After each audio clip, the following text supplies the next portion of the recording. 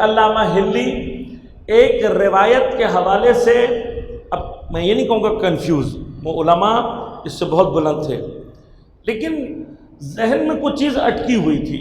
روایت کیا ہے؟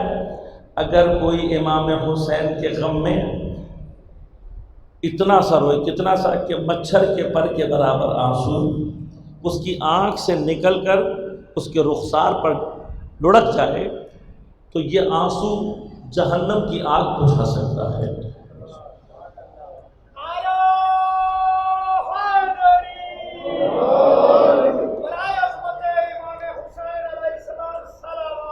اللہم صلی اللہ علیہ وسلم۔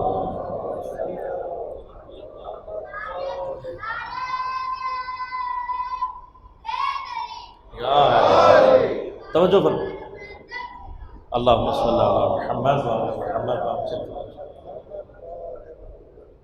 اب یہاں پر یہ بات کہتا چلوں کہ یہ جو آنسو ہے یہ نصرت سے خالی نہیں ہونا چاہیے، یہ وہ ہے جو نصرت کے ساتھ ہے۔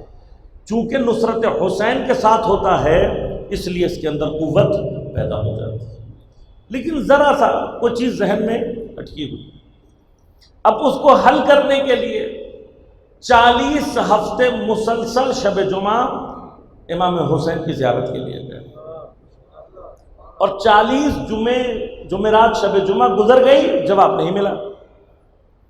تو 40ویں شب جب امام کے حرم سے پلٹ کر ہلا جا رہے ہیں راستے میں پیدل، تو دل بھی مغموم ہے، پریشان بھی تھے کہ 40 جمعے میں گزر کے اور مجھے جواب نہیں ملا۔ اب سفر کرتے ہوئے اپنے خیال میں جا رہے ہیں، اتنے میں دیکھا کہ ایک سوار گھوڑے پر ان کے ساتھ ساتھ یہ بھی چلتے جا رہے، وہ بھی چلتے جا رہے۔ تو سوار نے سلام کیا، انہوں نے جواب دیا، کہا شیخ کچھ پریشان دکھائی دے رہے ہو، متفکر ہو، سوچ رہے ہو کچھ۔ کہاں ایک علمی مسئلہ تھا، حل نہیں ہو رہا، کہ میں پوچھ سکتا ہوں مسئلہ کیا ہے؟ تو آپ نے یہ روایت بیان کی، تو کہا اس میں مسئلہ کیا ہے؟ کہا دل تھوڑا سا متوجہ نہیں ہو رہا، اتنا چھوٹا عمل اور اتنی بڑی جزا۔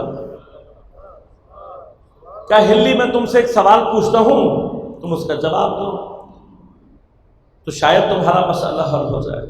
کہا کیا سوال ہے؟ کہا ایک بادشاہ تھا، شکار کھیلنے نکلا، اپنے مصاحب سے جدا ہو گیا، سب کچھ اس کا گم ہو گیا، اور جنگل میں بھوک اور پیاس سے مرنے والا تھا۔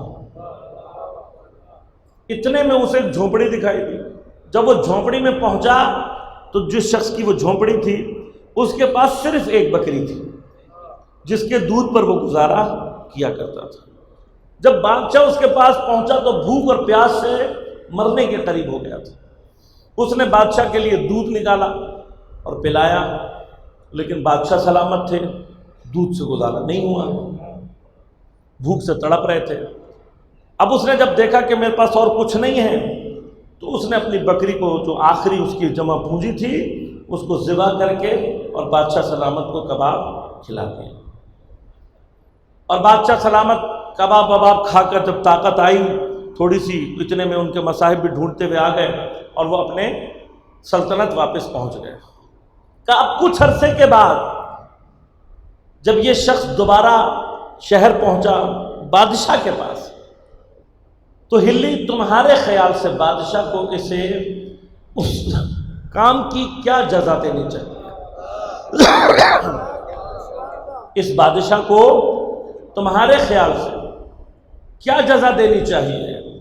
علامہ ہلی نے تھوڑی دیر سوچا، پھر کہا کہ میرے نزدیک اگر بادشاہ اسے اپنی ساری بادشاہت دے دے تو شاید اس کی جزا ہو جائے۔ کہا ایک بکری کی جزا بادشاہت؟ کہا بات بکری کی نہیں ہے، جب بادشاہ کو ضرورت تھی اس کے پاس جو کچھ تھا اس نے بادشاہ پر قربان کر دیا، بس اب جزا صرف یہ ہو سکتی ہے کہ بادشاہ بھی جو کچھ اس کے پاس ہے اسے عطا کر دے۔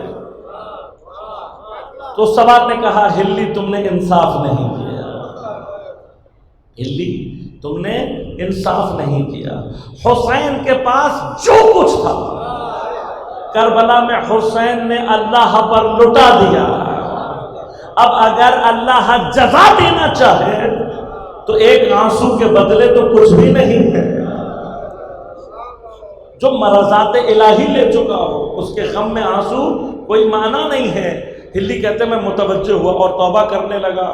اتنے میں ان کا جو گھوڑے کو چلانے والا چابک تھا وہ نیچے گر گیا اور علامہ متوجہ ہوئے اور چابک اٹھا کر دینے لگے.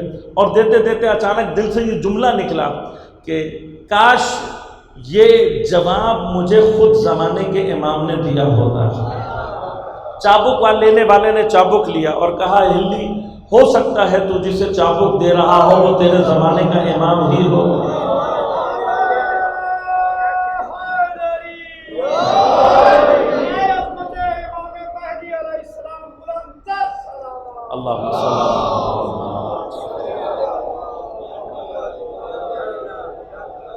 علامہ فرماتے ہیں میں ابھی متوجہ نہیں ہوا تھا، اس نے خدا حافظی کی اور پلٹ گیا. کہا جیسے وہ پلٹا تو مجھے خیال آیا کہ اس نے جملہ کیا کہا تھا. کہ اب جیسے ہی میں نے پلٹ کر دیکھا نہ سوار تھا نہ سواری موجود تھا. کہ اس سے مجھے یقین ہوا، علائم سے یقین ہوا کہ جواب دینے والا زمانے کا امام. لہذا ممکن ہے کہ امام کسی سے رابطہ پیدا کرے، لیکن جب کرتے ہیں تو اکثر وہ ہیں جنہوں نے واقعات بیان کیے کہ جب ہم امام سے ملے تو ہمیں اس وقت اندازہ نہیں تھا. اب اس طرح کے بے تحاشا واقعات ہیں کہ جن کی تفصیل کتب میں اپنی جگہ محفوظ.